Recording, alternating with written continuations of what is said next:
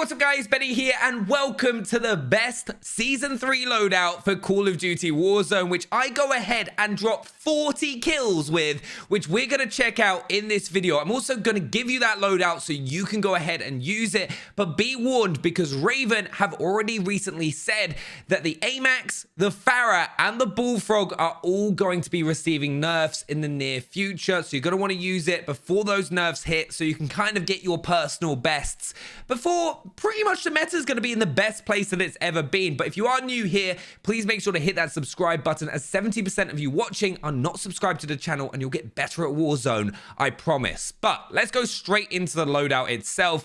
It is, of course, the Amax with the Fara. These two weapons are the perfect combination. After the Fara got nerfed, the Fara has sort of come in to replace that, where if you're landing your headshots, you just need one headshot in your burst to get a really fast time to kill that outperforms almost every close range weapon in the game. It's also the best floor loot this season, and your strafe speed with the build that I'm going to show you is insane. Also, great opportunity to use the reactive camo that we got in the battle pass last season. But the Amax, you've got a couple choices if we go ahead and build this. The must pick is the monolithic suppressor. I miss saying it, but sound suppression, damage range, must pick attachment. The barrel that you're then going to want is the XRK Zodiac. You only get 3 barrels to choose from with the Amax, and I do know the Amax is a pain to unlock, but it is completely worth it. Well, it is right now. I don't know if it will be after the nerf, but we'll have to wait and see. But the Zodiac barrel is what you want. You then want the 45 round mag. The optic is the VLK 3x optic, and then you can go ahead and stick the T-pose reticle. That's what I personally use. And then the underbarrel, I use the Commando foregrip, but I'm pretty confident at being able to control the Amax's recoil. It can be a little bit challenging if you're a newer player, because it can kick quite a little bit, especially at those mid to long range gunfights. But if you do struggle, you can go ahead and use the Ranger foregrip, but I personally recommend using the Commando, and that is the best Amax. Now, the Fara, a weapon that's just started being used a lot more. You might not be as familiar with the build. The muzzle is the GRU suppressor. It's the same as the monolithic, but it's the Black Ops Cold War version. The barrel that you're going to go for is the 18.7-inch Spetsnaz RPK barrel. That's going to increase your effective damage range, your bullet velocity, and importantly for this close range build, your strafe speed. This means that when you enter a building, you kind of aim down sight and just like kind of whiz around the corner before they have a chance to react. Very useful. Now, I personally go ahead and use the Spetsnaz grip just to get in extra recoil control. You don't necessarily need this for close range. You can kind of go ahead and put a serpent wrap on if you're really confident with it, but I use the Spetsnaz grip in this gameplay, so that's what I'm going to put on there. I then use the 40 round mag over the 50 round mag. There is a bug in Warzone right now where the 50 round is 60 rounds and the 40 rounds is 45 rounds.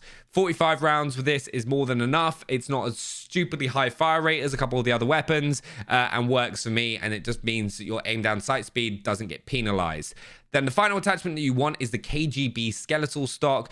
It's ADS firing move speed, aim walking movement speed, and sprint to fire time. Really useful attachment and kind of completes this build.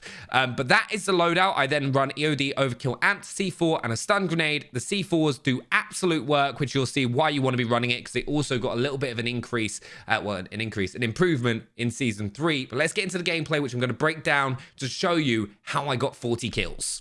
Now, there's a few special things about this gameplay, not just being able to drop 40 kills, but it is my first high kill game on the new map, and exploring different zones and kind of figuring out the kind of channels to really get those high kill games. And I've started dropping a lot at Superstore, because Superstore Factory is a really fun place to land, and you don't have as many problems at Superstore, and you can get nice little clear ups for that. And as I said, the Fara is best floor loot in the game right now. But the whole factory area, you get a lot of traffic early doors, which allows you to get a lot of early kills. And also, if you land at the top of Superstore, you can work your way down and use the top of those shelves to get the majority of kills early on. Like, I rack up like 7 or 8 kills plus get my loadout before anyone else has a chance. And then there's another thing about this gameplay, okay? Pretty much for the majority, everyone leaves me. I don't know what's happening. This happened on stream, but everyone sort of went off and did their own thing, and I was just kind of at factory running by myself, and it's actually shown me how to get a lot more kills in the grand scheme of things and not make as many mistakes, because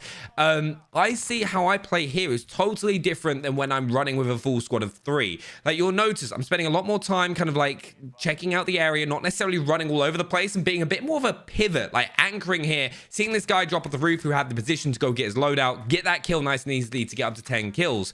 But there's a lot of times, like right here, once again, I know there's an enemy squad around here. Tom's seen them. There's a fight going on with guys in the airport, and I kind of move in, take a spot, and then engage. I don't just kind of like running around like a blind person all the time. I'm sort of just holding the position, holding the spot, getting that kill. And then same thing happens again. I know they're fighting, like not sprinting around, just kind of like strafing and peeking just to see if I can spot anyone, because they've taken Tom out. And right here, see the movement. And also, let me know what you think in the comments, but like who else is struggling a little bit with some of the lighting on this map? Like when you look north, you get blinded by the sun coming out of the clouds and that kind of haze. And I haven't quite figured out, but this is one of my proudest triple kills I've ever had in my life. Whole vehicle coming along, using that Cr-56 Amax. I really don't want to get it nerfed, but land triple headshot to take them all out of the moving vehicles. Really, really nice. And you know how earlier I said you want to be taking advantage of C4s in this season, because they're definitely the best secondary right now. Lethal, in my opinion. Boom. Throw to C4. And what I did there, if you didn't notice, is I kind of baited them in. I kind of saw it and was just like, oh no, I've not got anything. Like, because if you start running towards him, they're going to know, oh, he's got a C4, he's got an explosive. You got to kind of like put that little feint in to make him realize that, you know, you're just kind of holding them off. And then right here, this is why I love the Amax. Very difficult to control compared to some of the other assault rifles in the game. And it'll be really interesting to see how they balance it, because they've said they're keeping an eye on it at the start of the season. They've said it again in a tweet today. So it's probably not got much longer left, but it is a beautiful, beautiful assault rifle to use. I think once this gets nerfed, we could see the Ram 7, the M13 come into play, the Crig definitely up there as a kind of mid-range assault rifle, because the Amax is about to get punished. Run out of ammo there and then managed to use the Fara. It's one of the reasons I actually really like using the Fara as a secondary, is because it is an assault rifle. So you are able to finish kills at that distance quite comfortably. And this is what I'm on about kind of like playing it a little bit slow. I don't just start sprinting at this guy. I hold the position down, lock it down, and I'm able to get that double kill to finish off that squad. And I'm already on 23 kills. And this is another situation. Bounties in here. Orion died to these guys. I see him in the point here. This is, I should have played this a little bit slower. I blow my position and don't finish the kill because I'm just spraying, trying to kill him with the bullet penetration. There, that guy has a better shot. He should get some shots on me. Fortunately, he didn't. And I'm just watching here to watch the rotation. But then boom, use the kind of mounting feature, take that guy down, and then I start pushing. One of the biggest things I can ever say to you is take advantage of those moments. When you down someone, you trigger a lot of reactions. I pop my dead silence here, move over. I could have potentially thrown that over the edge rather, so I didn't have to show my body, because I kind of blew my position to these, but they push him, easy double kill there. Could have done a little bit of improvement, but always be trying to take advantage of when you cause actions from your team. Think about what you would do if you were in their situation. And right here, as you know, if you've watched the channel for a long time, I hate the air traffic control tower. It is the worst piece of map design in the entire game. There's no pushes. So I see that. I'm like, you know what? I'm not going to push them. What I'm going to do is I'm going to kill the people in air traffic control tower by taking their vehicle to get across the open ground, which is the danger point here, and pushing to the gas line. Like, I know if I take this building right here, I can be on the circle's edge, and I know these guys have to play. So I get on the roof using the jump up, and then I can hold. Don't start spraying as soon as he's flying, because he could potentially go out of has a higher chance of getting into cover. Take him out, use the shadows. Here you see some wonky shooting. I start my tracking, thinking he's going to continue his run, but he dives behind the building. Good bit of movement from him, bad shooting from me. And I just do the same here to start spraying these guys, knowing they have to use the gas line. If you want to get a lot of kills in Warzone, play the circle's edge. Look at your rotations where you're going to get people are going to come at you from, and then you can get kills like this. It's so easy. I see the glint from the guy I shot earlier. It gets a shot on me, dive behind cover. Now, I don't hang around there. I'm not going to sit around and let him get a better angle on me when I'm lying down. Gas is coming in. I push out and rotate out. Know when you're beat and just reposition and live to fight another day. Here, I know he's going to have to get forced out of that position, so I move to this point to try and watch that. However, he's got good movement. He's used the line of that to get up to the top, so I don't see him. So I go grab the vehicle and kind of push the buy station to get Tom back, who I also don't realize has left me. Right? And in this situation, both my teammates had kind of left. I was playing in a trio with Orion and Tom, but there is an epic moment because of that later on. But holding this position to take that out, just back up. This stage, I don't actually know Tom's gone. I'm like, I'll buy you back. I've got you a loadout drop. I do everything I can. No, these guys are above me, so I've got cover by the cart. They're not pushing. Thanks to that UAV, I can see that. Get an ammo box because I'm pretty much out of ammo. Got my dead silence still, and then just using the cover. I know, once again, these guys are going to be forced to come towards me, keeping the UAV up so I know if they kind of try and dip out to the sides, so I know how to rotate, throw Tom a loadout drop, keeping an eye on that map all the time. And look, I know they have to come at me now. I get an easy kill, which also gets us some extra cash. And the other guy dies to the storm. It's really easy there. And there he is. Tom just not playing. And I'm like, oh, did I get my second loadout? I think I did, but I'll grab it instead. And that's another thing I'm really happy about this gameplay. I get 40 kills without going to the gulag once. And the amount of times that I position myself to get kills from different angles where it's not straight up gunfights. And that's something I really want to stress. Here, the guy on the left use the Fara with the stop and power rounds. Unbelievable, by the way, to pick that kill up. But what I want to say to you guys is one of the biggest things that you want to be doing is making sure you always get into a gunfight at an angle where you're initiating the contact. Like here, get shot in the back. I don't spend time to look around. I'm going, and the instantaneous position to put my plates on. There is just no hesitation. And that's what you really want to do to get your game up to the top level, is you need to make all your decisions instant. It just needs to be straight away. And don't force yourself into fights. If you're getting shot from behind at that distance, if you turn around and fight them, they're going to kill you. You're not going to win that. I know it's from that fight as well, there's people in the yellow building, so I'm not being too crazy in my movement. I'm constantly going, if you notice, I went the whole way around, and the buy station, always going to be a hot spot for people. Don't need to go for a thirst there.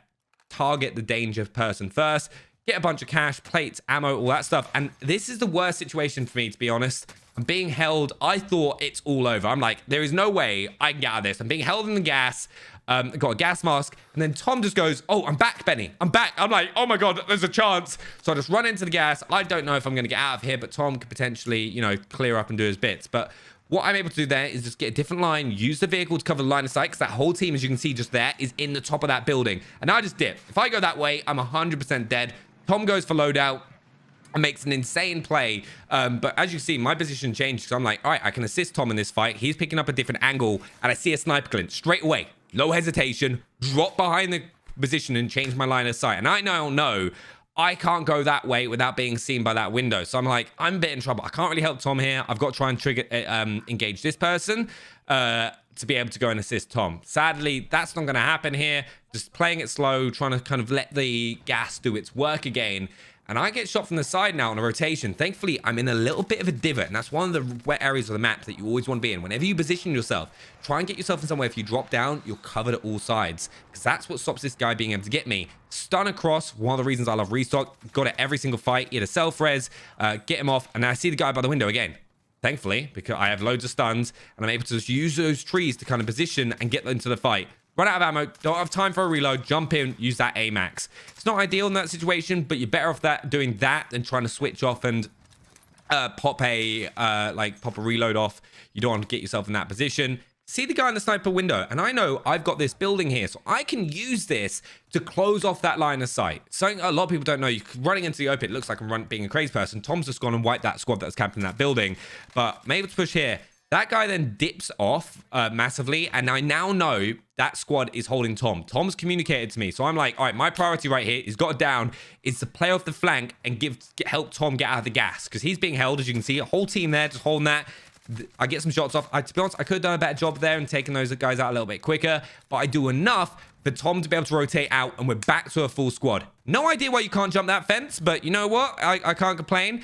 Right here, I'm all about trying to get the high ground, so just checking the points, see if they've rotated across, because there's that open, and now I see the kind of gun stick out, so I'm like, okay, cool, I need to rotate. Tom just gets taken out, sadly, and I get obliterated there. Look at my health right now. I've got so lucky I've not got down, and these guys start rushing me. Prioritize getting plates on, and I jump out. The guy on my left was reloading. I got very lucky there. catch him on the reload because he just finished Tom. Once again, one of the reasons, don't finish your opponents until everyone's dead if they're clearly not using a self-revive, because that is how I get away with that. And it just kind of unfolded going my way. Get Tom out. I'm 38 kills now, and I'm like, hold on, I can get a 40 bomb. I got a 48 kill game last week. This week, right, which was my first 40, by the way. This week, I'm like, wait, I can get another 40 bomb. There I do a little fail. Something I do in a lot of buildings is jump out the top window, and they've got like like kind of a ledge below them, and you can go onto that, and then you can jump spot onto the roof. Fail that twice. I'm like, all right, you know what? If they were up here, they were going to have pushed us. So they're going to be downstairs. And normally when you look at these circles, you can figure out where people are going to be, because think about if you were on the lower part there, you'd be in that house. So I'm like, all right, let's focus on the house. We've got the high ground here. We can see all the rotations. They're going to be in the house. And lo and behold, right, in our next peek, what do we see? They're in the house. Get some shots off. Tom very kindly has an angle on him. He could have got him, just was like, you know what, Betty? Go for your 40. The best combination of the Fara and the Amax you're ever going to see. Slide down. Thought I was going to pancake. This guy just kind of blended into the wall. Started shooting me in the back, and I turn on him for the 40. Let me know what you think down in the comments below. Try out the loadout if you haven't already. I had an absolute blast using it, and thank you so much for getting involved in all the streams and content recently. Really appreciate it, and I will see you next time. Thanks for watching.